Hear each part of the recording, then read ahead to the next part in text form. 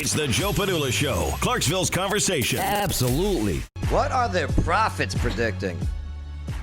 Well, what's going to happen come Inauguration Day? And also, what is the George Washington prophecy? Yeah, it sounds pretty cool. Doc Kennedy is going to fill us in now on the Joe Padula Show. Absolutely. Make sure to subscribe, click like, leave your comments, and definitely help us out and share this video now. All right, Doc. Yeah. What do you know about prophets? I know stuff. Yeah, you know things. Yeah. What are some of the who are some of the prophets that the ones that are out there now Currently. Yeah. The ones that we've really been listening to is Kat Kerr, Charlie Shamp, Johnny Enlow. Those are kind of the ones that we're really dialed in with. But there was a fellow by the name of Kim Clement. Yeah. Kim Clement. Yeah. Very the well preacher.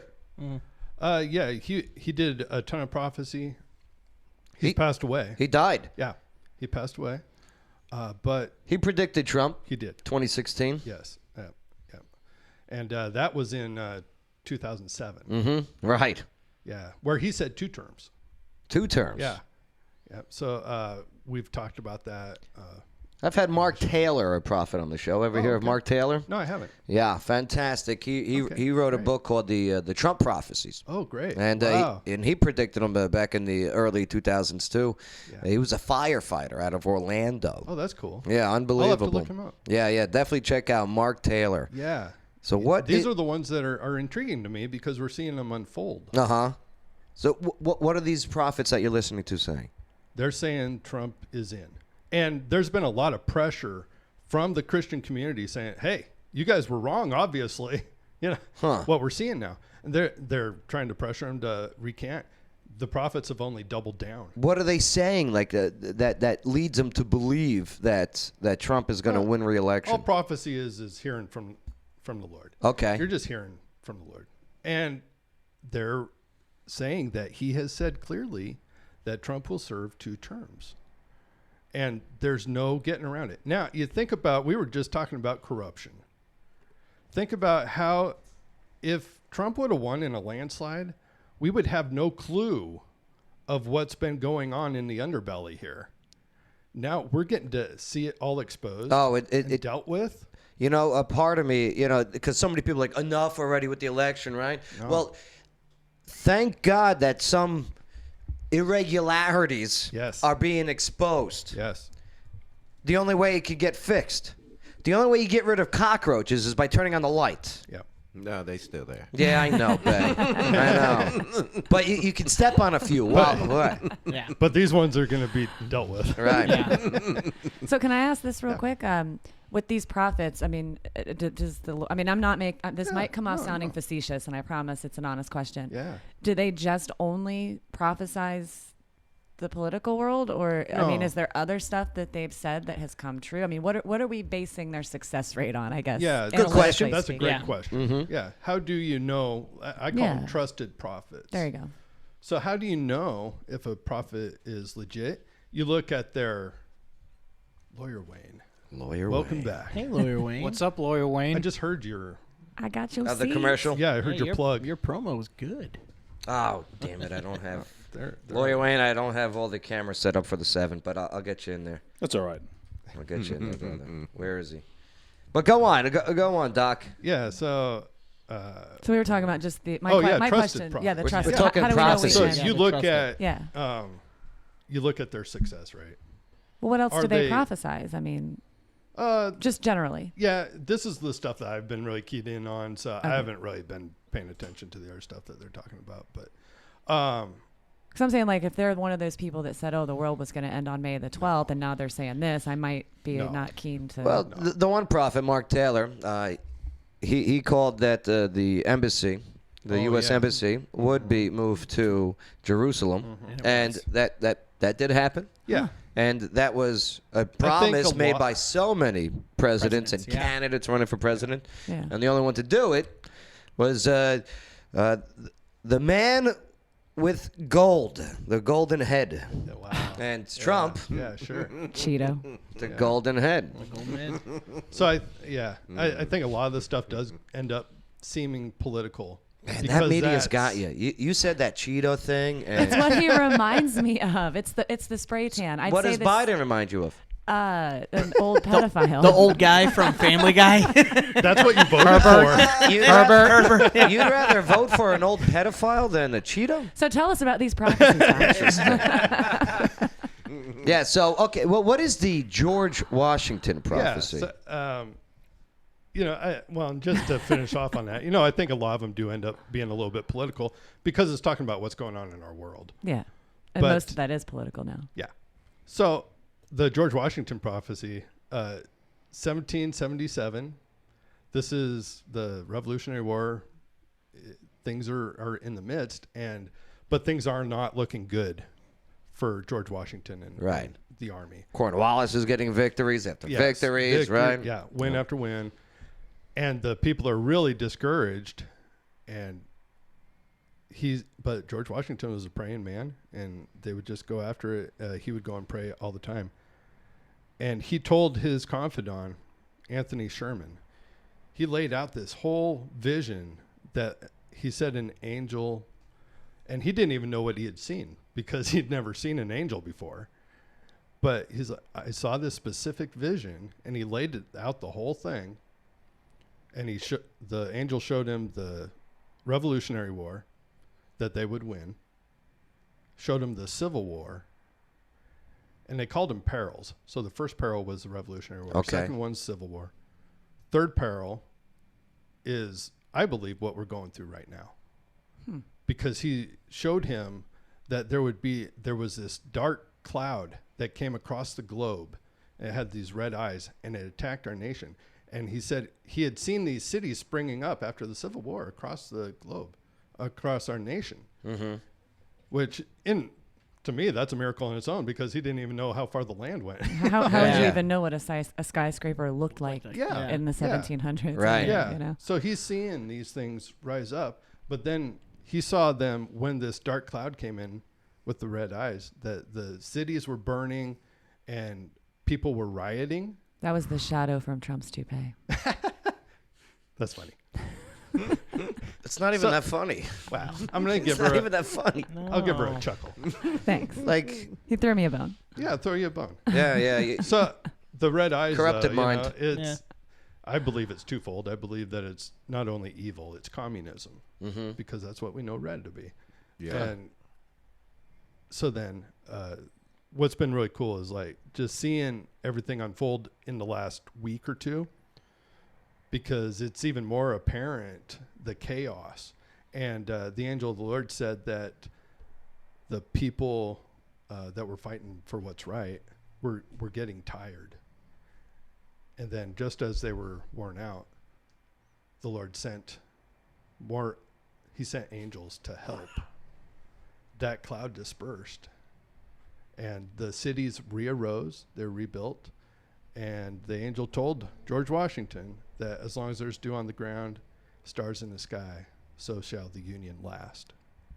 So it's a very hopeful, and you can read into it however you want. I don't. So here's my you know. question to you, Doc, is if you're taking into account of this prophecy as it pertains to what's going on today, when you say angels, who do you think that pertains to today? Like in today's society that come and... you know, in the spirit realm. yeah, Yeah. Okay. So that would be the angels coming through the spirit. gotcha. So it's not an analogy So it's for not a an human analogy being or for any anything, or people, like- euphemism. It's, No. Okay. I mean, okay. It's just a religion My- aspect of it. Lawyer Wayne, you're pretty well versed in the good book. I've read a few verses. Prophecy. Yeah. Do you think it exists today? I don't know. In the sense of prophecy usually refers to speaking on behalf of God, right? Obviously, we would point to the Bible as written down prophecies. The Bible contains lots of prophecies. What most people say when they say prophecies, they mean a prediction about the future. Okay. And the Bible's very specific about someone that makes a prediction about the future. They say, if what they say comes to pass, great. If not, stone them. That's what they told them to do in the Old Testament. Yeah, they're a Because they charlatan. don't want, Yeah. because there's Doc, nothing. you want to retract your not statement? much worse than a false prophet. Because somebody that comes and says the Lord has said do this. Right. If the Lord's really said that, you better do it. Yeah. And if they're faking it, that's what it means by taking the name of the Lord in vain. That's in the Ten Commandments. That's probably more rightly what it's referring to, rather than just saying, "Oh my God" or something. Right. Yeah. Right. We're talking about saying God has said the world's going to end on this date. God that says that, He's either right and we ought to follow Him, but if He's wrong, God don't like that. No. Well, didn't the good Lord say, "Only I know the dates"? He did. Jesus said that he didn't even know the day. Right. He did. Yeah. If Jesus didn't know the dates. Yeah. Jesus says no. I man don't knows- believe anyone knows to the say- day or the hour. Right. Yeah. And that's why those kind of prophecies. I don't know. So that's the George Washington prophecy. Yeah.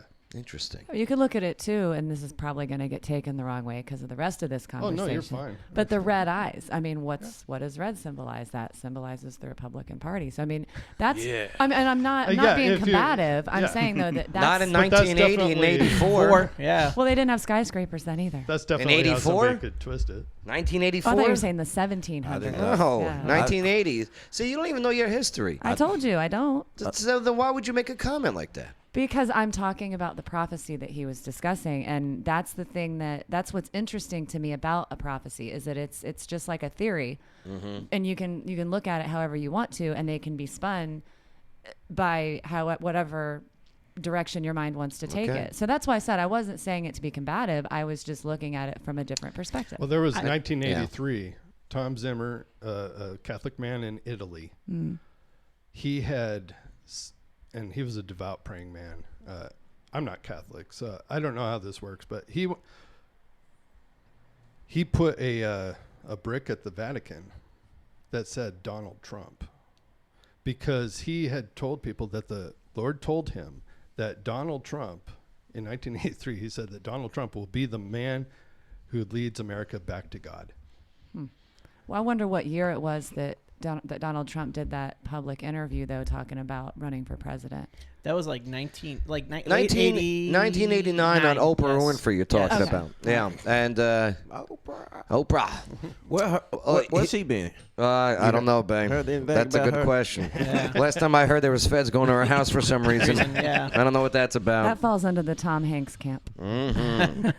But there is a verse, Isaiah 45, okay, and it goes over Cyrus, the Persian king. Lawyer Wayne, you know much about Cyrus, I right? know a little bit about him. So the Babylonians are in control of the world, pretty much, and they are not very nice towards the people of Israel or the Hebrews. And there's a guy named Daniel, right? Who goes, hey. The Lions, right? Yeah, very good, man. He goes, you better be nice to those people, or else it's not going to go good for you. You know, so the Babylon king, I believe his name was, at the time, Balthazar? Balthazar, I think so. Balthazar. Yeah. And he goes, nah. And then Daniel goes, well, you called me in here because the writing's on the wall. You don't know how to read it. And it says, you're screwed. Okay? Yeah. And you know, this is from the book of Brooklyn, okay? I was gonna say. I was gonna say. This is the Cliff's Notes. And it says, you're screwed.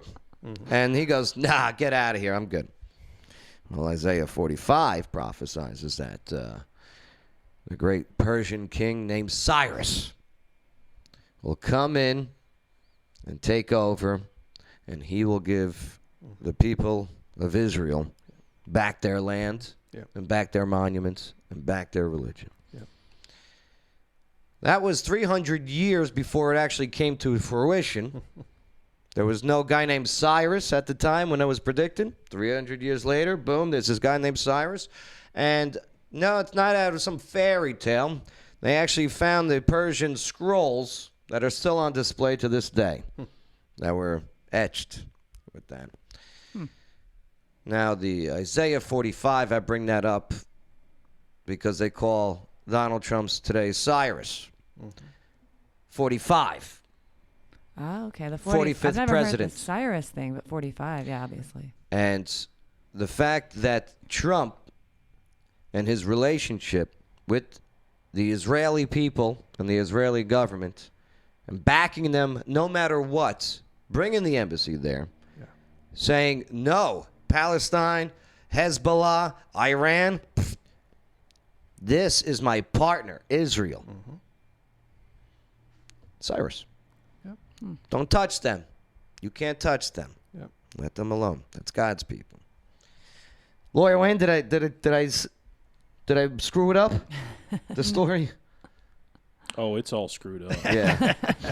We'll see. The Book of Brooklyn. Yeah. You got the Cyrus part right. Yeah. It's pretty accurate. Yeah. Book of Brooklyn. Well done. All right.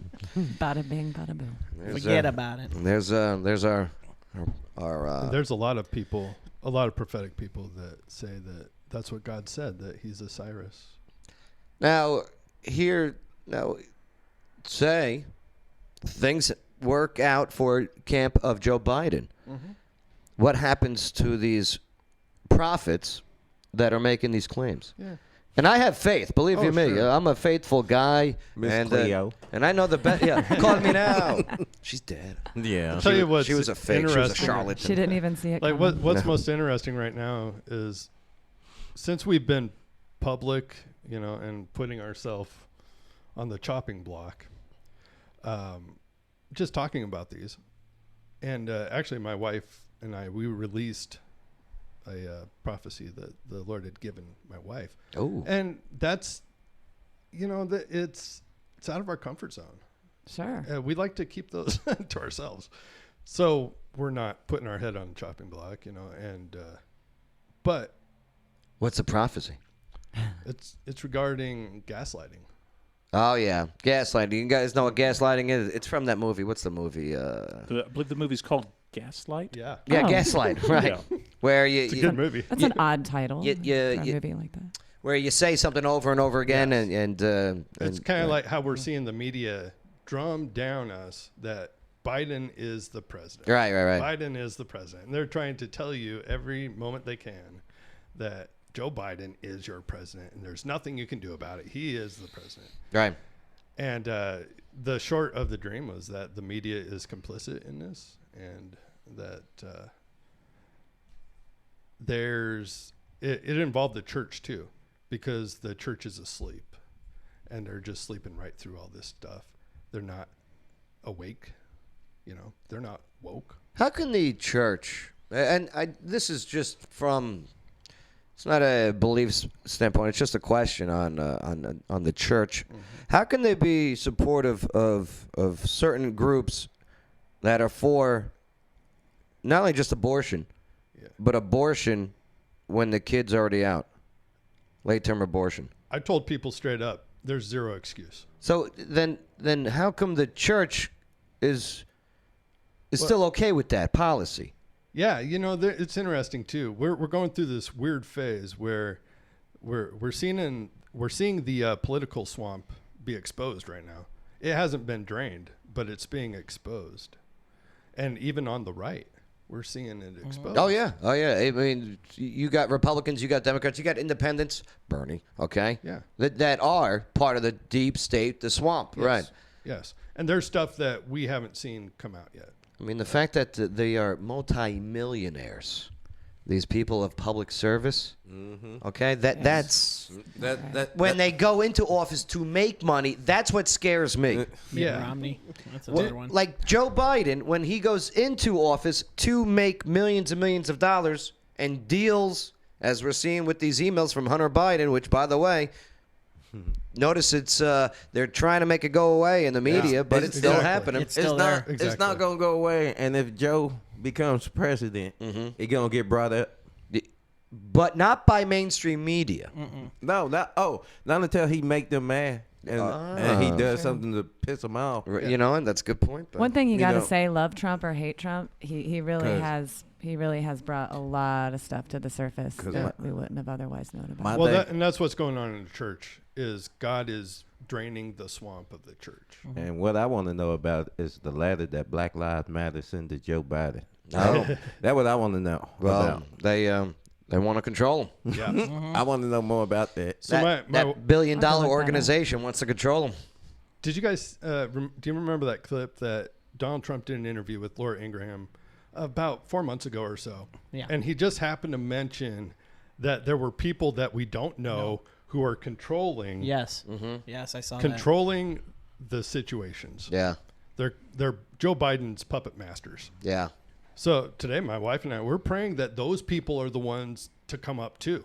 We can't have this underbelly of evil and try to move towards the goodness of America. Yeah, just transparency. That's all Yeah. we're looking for. Yeah. And if there is dark, sinister stuff, I mean, it's going to be uncomfortable.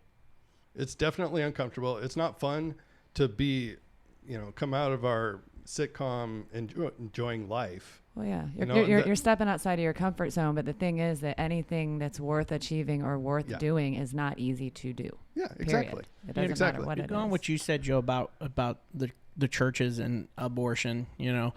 I listen to this artist, and he's very underground, but his name's Tom McDonald, and he's a Canadian rapper, but he makes this line in a song, which I love, and the girlfriend knows I love it.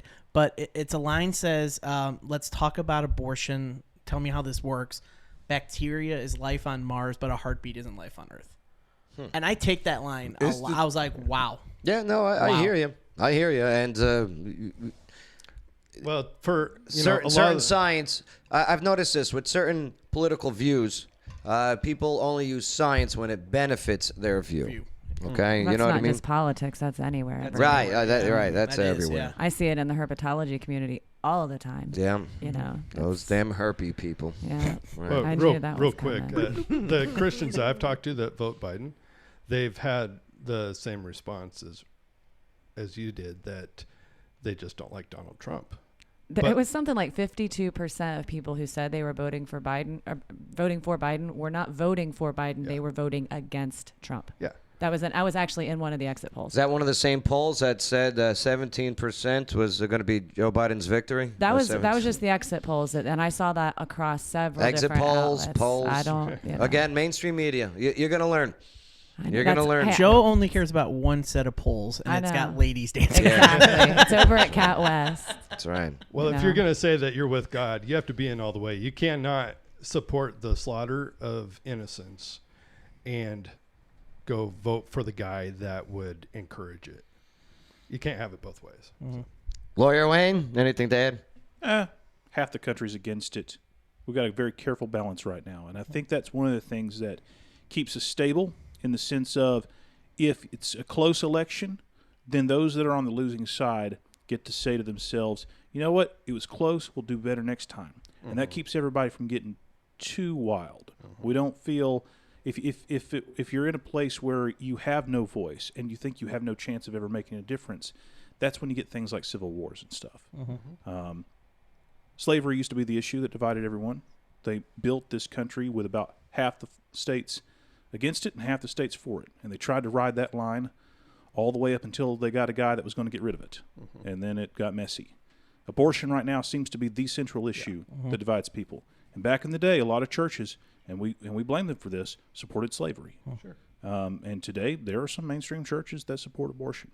One of these days, they're going to have to make a decision one way or the other. One side's going to win out. But I will say that and I've said this for a while, like, we need more pastors that are saying the truth. They're speaking the truth from the pulpit, because that's actually what God used to bring an end to slavery. It was the people behind the pulpit that were telling everybody else that this is wrong. We can't be doing this.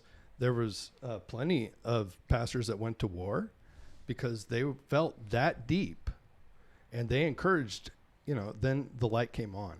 So I'm very much for the pastors that are just saying, this is the truth, and we need to be pursuing truth. All right. Next week, we'll be debating abortion. Deborting? Debating We're going to be abortion. deborting? Oh, boy. We'll bring it up. I'll bring in Why don't they? I'll bring in My Body, My Rights. Why don't they Thank you, 'cause I'm- mandate that people wearing condoms then? Right? There's a whole thing. I'm the only one in this room with a uterus. But anyway, moving on. Your insinuating.